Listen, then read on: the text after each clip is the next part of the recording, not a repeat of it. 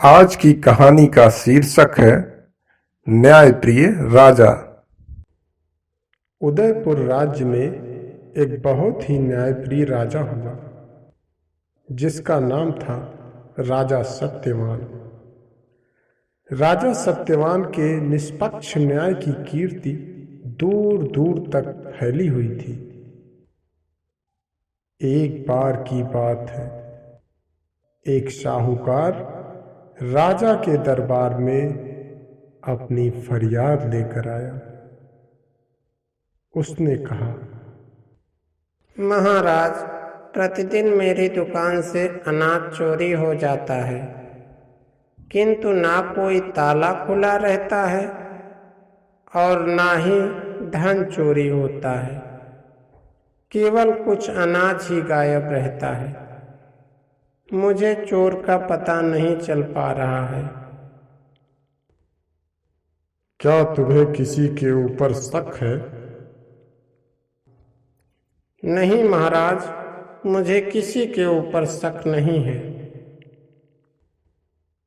ठीक है, चोर का पता लगाया जाएगा।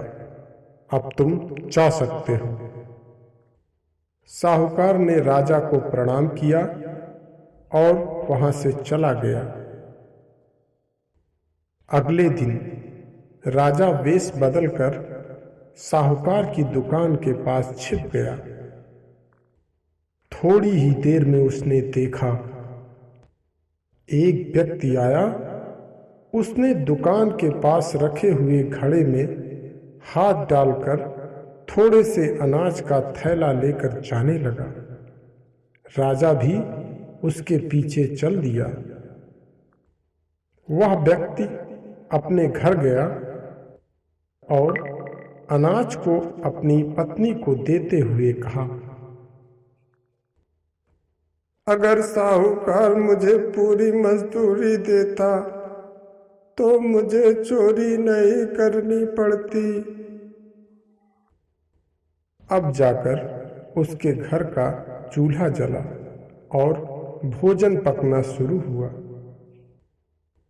अगले दिन साहूकार को राज दरबार में बुलाया गया।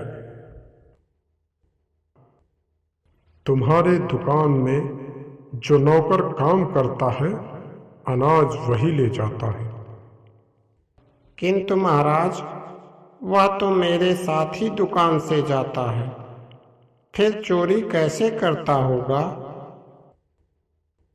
तुम्हारे जाने के बाद वह वहां आता है और पहले से छिपाए गए अनाज को लेकर घर चला जाता है।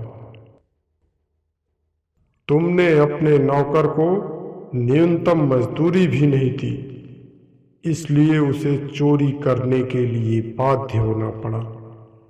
तुम भी दोषी हो। यह कैसा न्याय है? चोरी वह कर रहा है और दोषी मैं माना जा रहा हूं। मैं यह कैसे मान लूं कि वह दोषी नहीं है? मैंने अभी उसे निर्दोष नहीं माना है। मैं इसका जांच करके ही दंड दूंगा। ये थैला लो, इसे तुम अपने दुकान के बाहर रखे हुए घड़े में रख देना।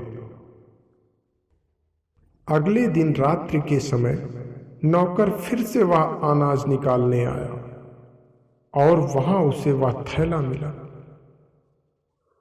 उसने थैले को खोलकर देखा और कहा, इसमें तो चांदी के सिक्के हैं। यह थैला जरूर मेरे सेठ जी रख कर भूल गए होंगे।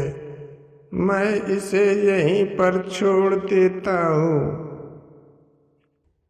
साहूकार छिपकर यह सब देख रहा था। उसने कहा, अरे, चांदी के सिक्कों से भरा थैला, क्यों ना मैं इसे रख लूं? राजा को कहाँ पता चलेगा कि मेरे नौकर ने थैला नहीं चुराया?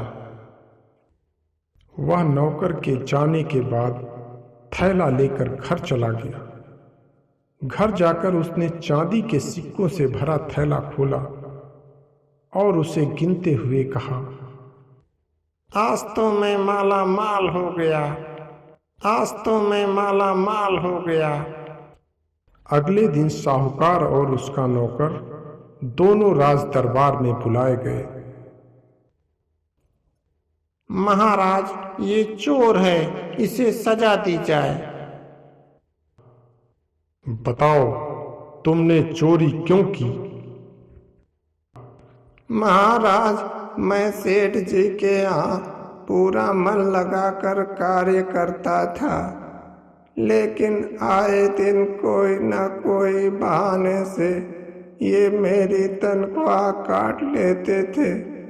मैंने इनके दुकान से उतना ही अनाज निकाला जितने में मेरे परिवार का पेट भर जाए महाराज।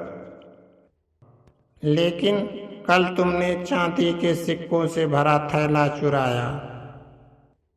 राजा ने मुस्कुराते हुए साहूकार से कहा, साहूकार, तुमने न केवल एक गरीब वृद्ध व्यक्ति का शोषण किया है, बल्कि उसे चोरी करने के लिए उकसाया है। और तुमने कल चांदी के सिक्कों से भरा थैला भी रखकर अपने लालची होने का प्रमाण दिया है। साहूकार चिल्लाया, महाराज, मैंने थैला नहीं चुराया। महाराज, मैंने थैला नहीं चुराया। धूर्त साहूकार, मैंने चांदी के सिक्कों पर एक विशेष प्रकार का लेप लगाया था, जिसका रंग तुम्हारे हथेली पर साफ देखा जा सकता है।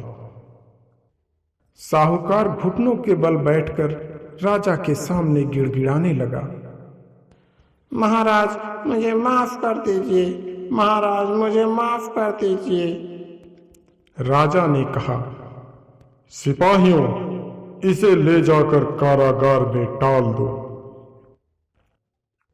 इस कहानी से हमें यह सीख मिलती है कि बिना जांच परख किए किसी को भी दोषी नहीं मानना चाहिए।